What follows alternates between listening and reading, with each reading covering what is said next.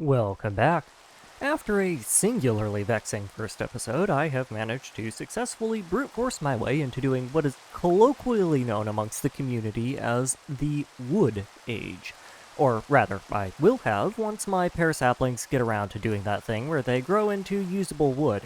In the meantime, I have plenty of work to do to clean up the place, such as removing the enormous ball of dirt hovering over the spawn platform and consolidating all of the delicately stacked piles of garbage into a system that has a vague familial resemblance to the concept of organization. Or, at the very least, a frame rate. They're lovely things, frame rates. You should really try them. I also could do with not being forced to stare at 400 copies of my severed head every time I respawn, because it's kind of demotivating for some reason, but I can't quite put a finger on why.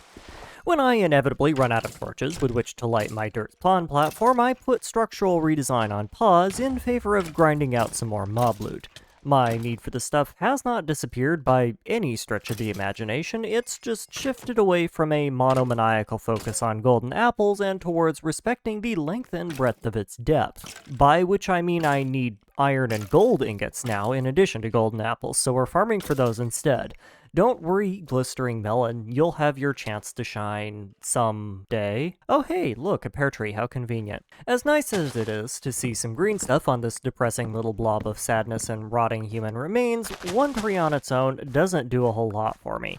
2 of the 5 logs I got from it have to be sacrificed to the quest book, 2 of them get combined with some flint to make a crafting table, and without anything to do with the remainder, I take it and a couple pieces of coal to make a few more torches and resume my inventory storage and lighting mission whilst waiting for the other trees to get with the program.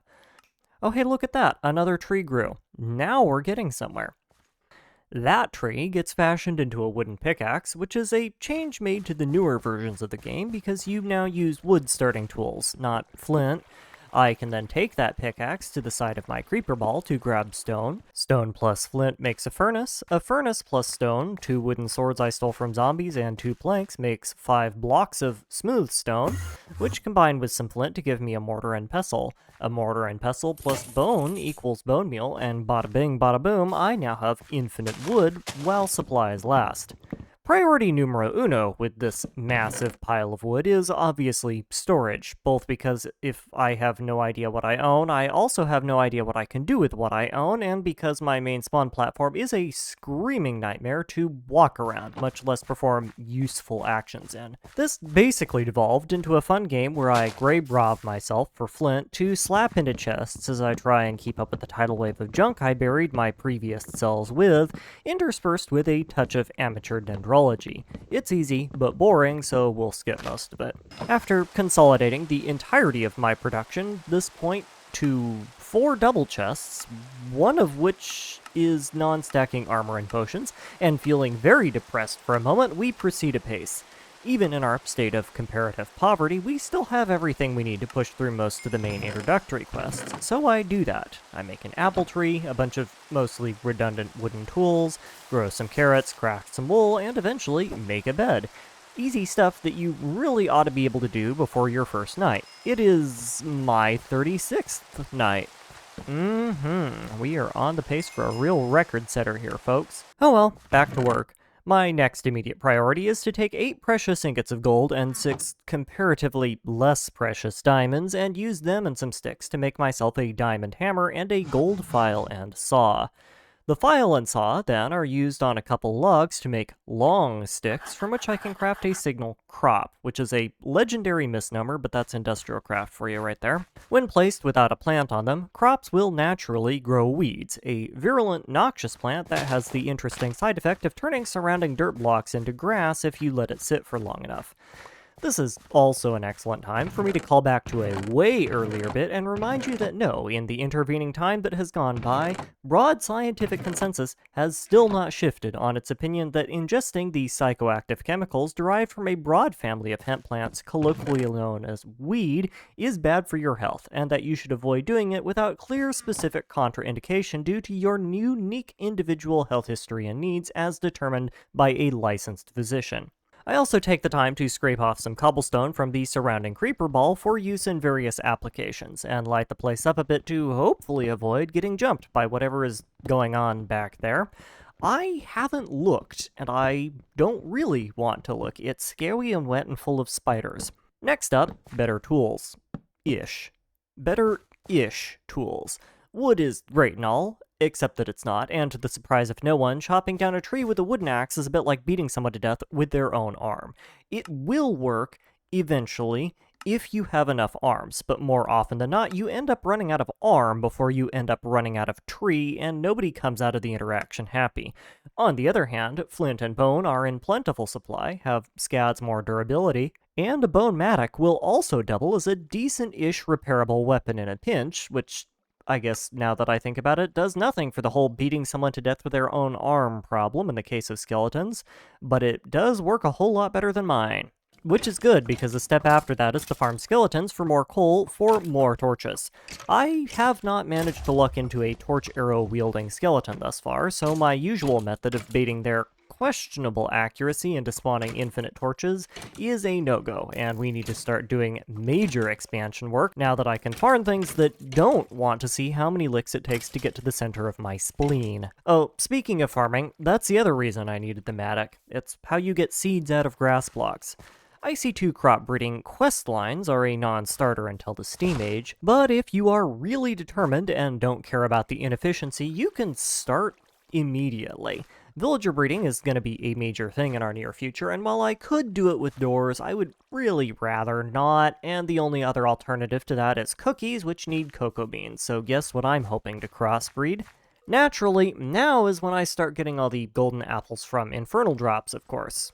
Right after I no longer need them, because I can just cookie arrow my villager to make a breeding pair. Thanks, Greg, how generous of you. I spent the next couple of hours doing a whole host of general support and cleanup tasks that I won't go into too much detail on.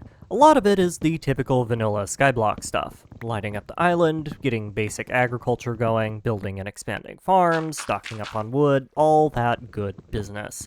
I then spend a bunch more time with my freshly constructed farms growing up the wheat and barley I need to knock out the first few cooking quests, which are trivial to pull off even with my resource-strapped state.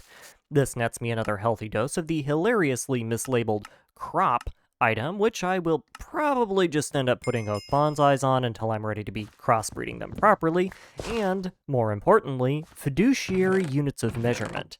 In a rare instance of strange and unusual events, coins actually end up mattering. Skyblock runs live and die by your ability to engage in the questbook economy simply because, in order to get access to any and all meaningful Thaumcraft progression, you need to purchase great wood and silverwood saplings. This is so critical that I'm legitimately not 100% certain whether a full run is even possible without them. My intuition says maybe, but it would really suck, especially in the early game, which is where most of my tech lives and dies by my ability to Thaumcraft tier skip. Of somewhat less importance, but arguably comparable convenience, is the ability to purchase bags of Pam's Harvestcraft gardens. Confusingly, you can also just purchase the seeds directly, which seems slightly redundant, but maybe I'm missing something here. They're basically just shrubs that spread on grass and give you random Pam scraps when you break them. And while they aren't progression critical, they are very much nice to have. They also take thereabouts 3 centuries to grow, hence my desire to get them spreading now rather than when I can actually use them. The silverwood trees, in addition to being a Thaumcraft classic, also serve a much more important role in that they allow me to get pecks, a mob that only spawns in magical forest biomes, which can be created by pure nodes that sometimes grow in the trees. Pecks are very important for the next stage of our progression. They also win the grand prize for being the most singularly obnoxious pain-in-the-butt mob I have ever had the misfortune to try and locate. To start with, their spawn rates are terrible. Just absolute dumpster tier. They are also dumber than a box of wet rats, unless, of course, them being intelligent would be a direct inconvenience to you, in which case they might as well be the spiritual successor to Al-Khwarizmi on Adderall, and all of a sudden become capable of astounding feats of illogical pathing and preemptive escape that make Houdini look like a pet rock. To top it all off, They are voracious consumers of any and all dropped items, including yours, but they are incredibly stupid about it, resulting in them oftentimes staring off aimlessly into the void because a zombie took a shart in it 3 hours ago, instead of picking up the ingots of solid gold that you have been repeatedly hitting in the head with for the past 3 minutes. Why am I bothering with them then? Because their trade table, if you want to call the interactions you can have with them trading, is basically the shopping list for the Steam Age. Gold, iron, tin, copper, lead, silver, thaumium tools, and thaumcraft shards. They sell all of it at a price arbitrarily determined by whatever the heck they're feeling like that particular morning, but usually averages out to anything made out of the Thaumcraft aspect greed, which for our purposes is gold items, ingots, gold coins, and gemstones, things we really don't have much use for otherwise. To my chagrin, I also haven't even been able to find a better way of farming them, other than simple brute force, at least not in the Stone Age. There are a few mob filter designs that I can make later on that do well enough, but a PEX hitbox is so generic that spawn area controls don't do anything, and you can't filter them by size, leaving you only with behavior-based filtering, which kind of sucks. The best solution I found is literally just make a big dark box under a silverwood tree and chain re-roll the mob spawns until you get lucky by repeatedly jumping in the void. While we're waiting on the silverwood trees to grow, because in addition to all the other hassles I have to deal with, the growth cycle of silverwood trees makes tectonic activity look like a spring chicken, let's get some more farms going. If there is an upper limit to the number of farms one can have in the Stone Age Garden of Grind world, I have yet to come close to finding it, and we are going to be plowing, pun absolutely intended, through fields of assorted crops once we can finally bootstrap a Thaumcraft infrastructure that doesn't revolve around whatever crawled out of its way of a monster hole that morning. Plus, it gives me a chance to fix my lopsided 9x9 farm, which is actually an 8x9 farm currently, and not a 9x9 farm because I am a grown adult with a degree who is capable of doing basic counting operations despite what may appear to be an overwhelming amount of evidence to the contrary. And when inevitably that isn't enough to keep me occupied, I can get to work sucking the juice out of all the water creeper balls and then salvaging the cobble. There is absolutely zero chance of me needing this much water until I start doing proper steam production, and at that point I will presumably have water tanks, or gasp, can just pop out another creeper somewhere that won't cause spiders to spontaneously appear on my head when I go to sleep at night. Big shout out to whoever invented NEI crafting macros for this, because that system is single-handedly responsible for me not having to surgically replace my fingers with a hotkey script after doing this. More time passes, and the silverwood tree finally gets its game on, letting us get ready to play. Try to roll the rare mob, that is. I have a lovely little mostly mob-resistant window here made out of placed ender fragments, which is honestly the most use I'm going to get out of the things pretty much ever, and now all that remains is for me to play peekaboo with a space inside until it gives me what I want.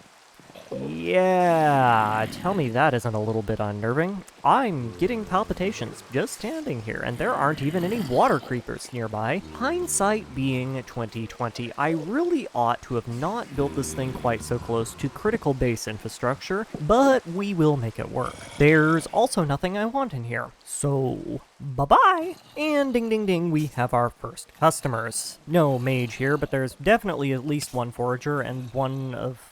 I honestly forgot what they're called, but they're the one with the bow that has terrible loot tables that we don't care about. Now for the millium lucrum question. How do we get all the other mobs out of there? Pecs have an internal inventory of 9 items that they will always try to fill from the ground.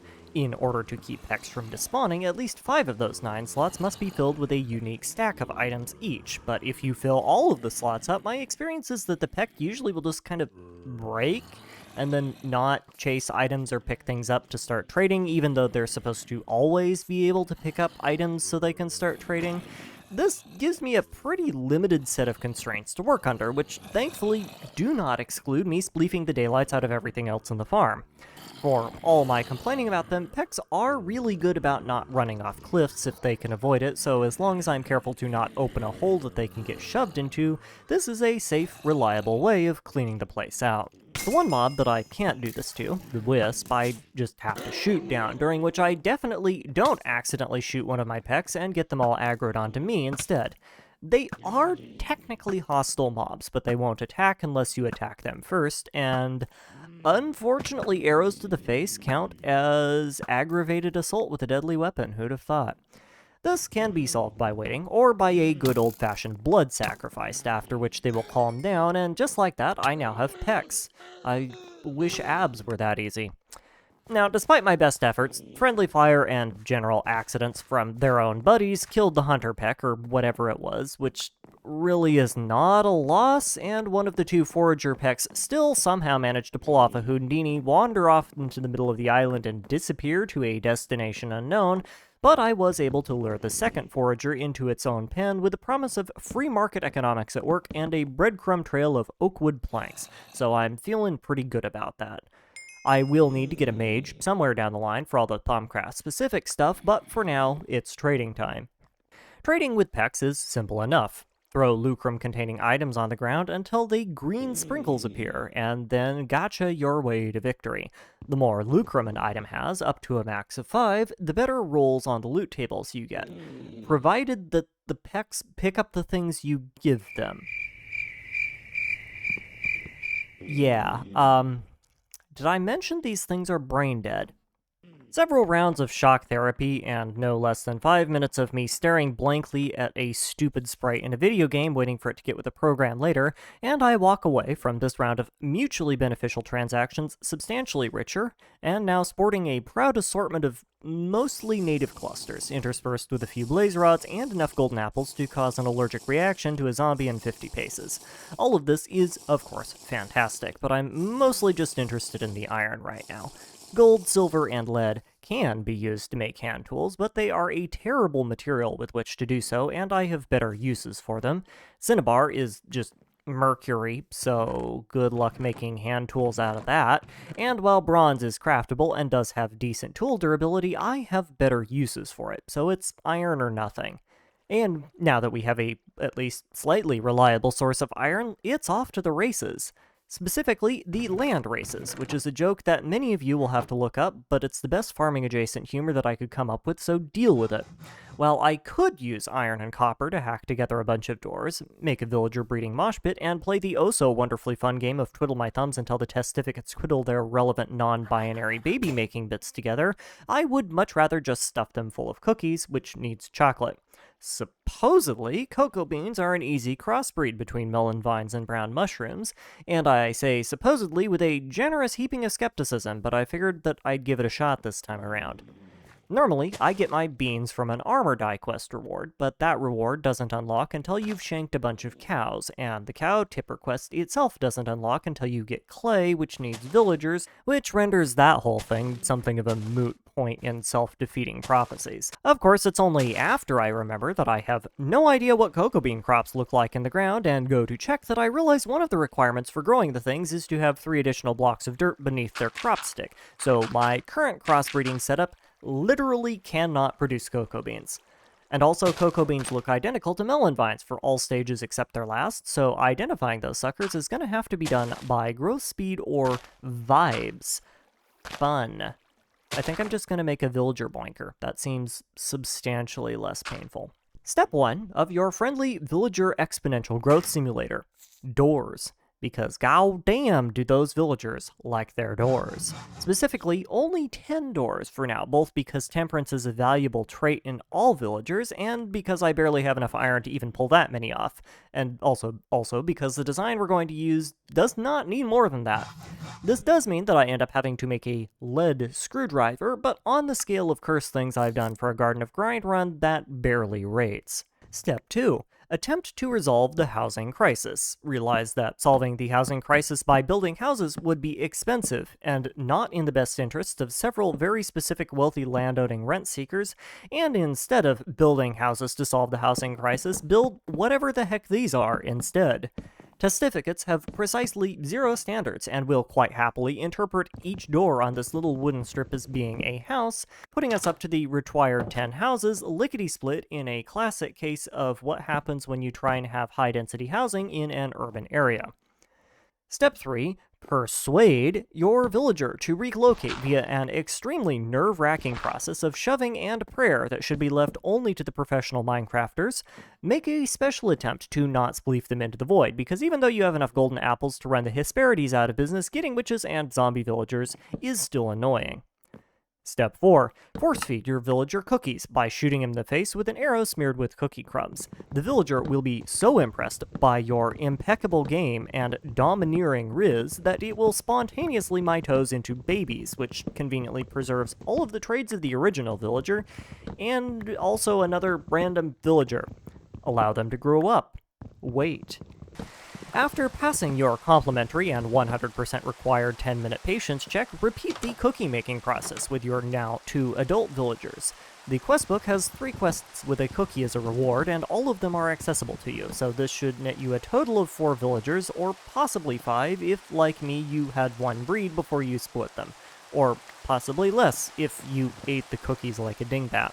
Dump all but 1 of the villagers into the ball pit. This 1 villager shall now occupy what we will call the eternal chair of cuckage, and from the remaining 3 or possibly 4 or possibly 2, the world's singularly most incestuous genetic train wreck shall be born. How does this work? Oh, I would love to explain. In 1.7.10, villagers are a strange mix of weirdly intelligent and supremely stupid. On one hand, they will carefully manage their population so as to not exceed the carrying capacity of their village. On the other hand, their idea of carrying capacity would result in every villager owning 3 houses, which is hilarious given that most people can't even afford 1. This means that for any village of an arbitrary n number of doors, you will cap out at around n over 3 villagers, which for our purposes is insufficient. That's where the supremely stupid part comes in. Villagers measure their population by looking around them in a fairly large X and Z area, but a very minimal Y area, specifically 5 blocks. Despite this, villagers also consider their village, aka the place where boinking can occur, to be a 60-ish block sphere centered around the center point of all of those houses. Their inconsistent ability to conceptualize 3-dimensional space results in an interesting edge case. What happens if you have a village where all the villagers but 1 are 6 or more blocks below the center point of the village? Well, the 1 villager in the chair looks around, sees nobody else, and goes, "Oh no, we need to fill up our village. Quick everyone, put on the mood lighting." This obviously fails for that villager because it is alone in the cuck chair, but since the mood lighting call goes out in a spherical area of the village, not the rectangular one, it hits all of the villagers below the chair anyway. Mood lighting ensues, the process repeats, and oops, all of a sudden there's an exponent on that population growth curve. Golly gee, I wonder where that came from. While we are waiting on that particular runaway chain reaction to obliterate my colony and my frame rate, I turn my attention towards other matters. Mostly matters to do with cleaning up the mess of my pre-wood age constructions. Dirt may not be a particularly expensive commodity anymore, but it is still valuable, and there's no sense to having a giant mob farm-shaped pile of the stuff doing nothing productive except slowly blowing up and lagging the game out with its half-arsed spawn-proofing tech, so down goes the old dirt mob mushroom. And to replace it, up goes a brand new one, shining and chrome, without the chrome, and modernized to the best standards of the late Wood Age society that we now find ourselves in. The most obvious upgrade is painted oak planks from extra utilities that offer stone-level blast resistance and complete inflammability, which, as a side note, is a hilarious word because it technically means both the ability to be set on fire and the ability to not be set on fire at the same time. Isn't the English language fun? Either way, the planks can't burn, which is useful. In addition to the material upgrades, I've also redesigned the thing to hopefully be less prone to cramming due to the existence of everyone's favorite 8-legged butt faces, and just for giggles, I also slapped on a really over-engineered step-sibling of my old Twilight Forest mob size filtering mechanic to specifically feed me the mobs I care about, namely everything except spiders, and automatically route the overflow mobs into the void for safe disposal. Mind you, none of these changes will do anything about the epidemic of crop trampling ender creepers, but I'm fairly certain that nothing short of making this on Pluto and then nuking the planet would be sufficient to put a cork in that problem, so we will have to live with it until better mob manipulation tech is available. And will ya look at that? In all that time, my villager pressure cooker has gone from 4 villagers to like 24? I don't know, I didn't count, because the fun thing with exponential growth is that it doesn't really matter. I haven't gotten any free pocket change yet, largely because I haven't bothered checking for it, but I can already see a couple of interesting trades here, such as a profane wand purchase at stunningly low prices. I can feel that smooth taste of Stone Age Thaumcraft already. Salty. One relaxing 4.5-hour bike ride and several more hours of food-related shenanigans later, and that 24-villager pileup mutated into this, which doesn't really reflect the actual scaling speed of these suckers in any way, shape, or form. Villagers have an annoying habit of all trying to get into the same house come nighttime, and when they do that, they clump up and entity cram themselves to death in a kind of strange battle royale of competing hitboxes and mosh pit. It is actually quite likely that the villagers you see here represent only a fraction of what have actually been created thus far. So, regardless of how many have died to get to where we are today, we have successfully seized the means of reproduction. Now we just need to appropriately redistribute the wealth. Villagers exploding in a mosh pit flies directly in the face of the principal goal of having villagers in the first place, which is to make large amounts of emeralds for peck trading, and quite a lot of these fellows will never have any trades we care about at all, so we need a system to sequester them in a mostly cram-free environment and harvest their pocket lint. This system is handily provided by the attached Villager Sequestration Chamber, aka VSC, a multi-block of my own design comprised entirely out of water, planks, gunpowder, and a strategically placed Natura blaze hopper funded by our resident Peck. Villagers get dumped in, Draconic Blaze gunpowder separates them out, and water shoves their drops in the hops. Simple as. Of course, the innumerable amount of babies that sneak into the VSC are naturally doomed to die due to entity cramming because they can slip through the collection chamber, but just like in real life, babies are an expendable resource because we can always make more. Oh, and don't worry, just in case you are somehow concerned that this non-consensual reallocation of human resources would interfere with the testificates' love lives, nope, they still breed in here just fine, and will continue to do so forever, until they cram themselves to death, resulting in this farm also producing gold coins and raw human meat as a byproduct of its emerald production. Isn't capitalism so efficient? I love money. YouTube, please, I need to pay rent. But Goose, what if the villagers have trades you actually care about? Worry not, dear viewer, for I have a solution. Welcome to the Goose Market, a market created by Goose for Goose. Here, only the best and brightest, which isn't very, testificates shall be graced with the honor of being able to sell me lots and lots of things whenever I say they will, entirely funded by the contents of their very extended family members' slightly soggy pockets. Also today I learned that sleeping villagers are a whole lot easier to move than awake ones. It turns out that having the whole independent mobility thing is a bit of a damper on production line assembly, and unlike in Rimworld, I have no non-fatal way of removing their feet. So we're gonna be moving these in a great big sleepy time Shanghai. The real question now is, what can we get from all these villagers? Well, to begin with, Thalmic shards, niter, alimentum, glass bookcases, redstone, glowstone, lapis, iron, chain, diamond gear, tools, coal coke that I can use to make torches and smelt things, cooked beef, cooked pork, chicken, bread, just about every kind of sapling in the known universe, clay, proven frames, bees, though those trades will come later, combs, which are a requirement for creating lava, apiaries, knowledge shards, arrows, certus quartz silicon, certus quartz dust, Thaumcraft wand, and of course, entire railway locomotives, just in case you need one of those. I'm sure there are more things, but those are just the ones right off the top of my noggin. A lot of the time, having a renewable source for one of those materials would be entirely game-changing, give or take the railway locomotive, but to have all of it thrown at you at once is insane. And all we need to do is capitalize on it, literally or otherwise, by compacting more villagers into the money pit. Are you ready? Let's get started.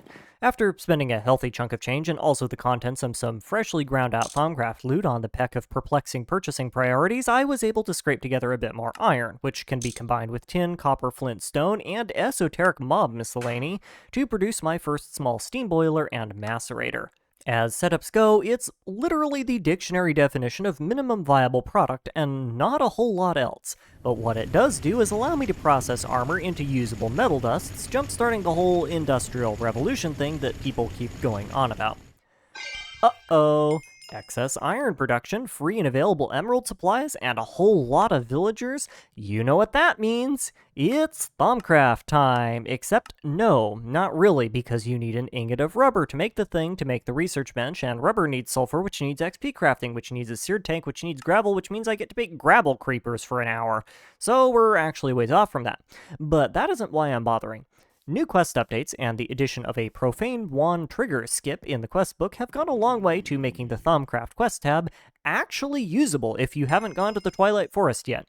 And even though I can't use any of the mod itself, you still end up getting a bunch of free loot bags, read peck bribes, just for clicking some buttons in the book and selecting ignore all on the herder warp bad warnings. Silly game, warp isn't bad, it's just misunderstood. The actual next course of action is to get IC2 crossbreeding going, because we basically need to full clear IC2 crops, and the only way at our disposal of doing that is with brute force. Woohoo! Gaming! But those projects gotta wait, because we are out of time for today. As always, thank you for your time, and I hope you enjoyed.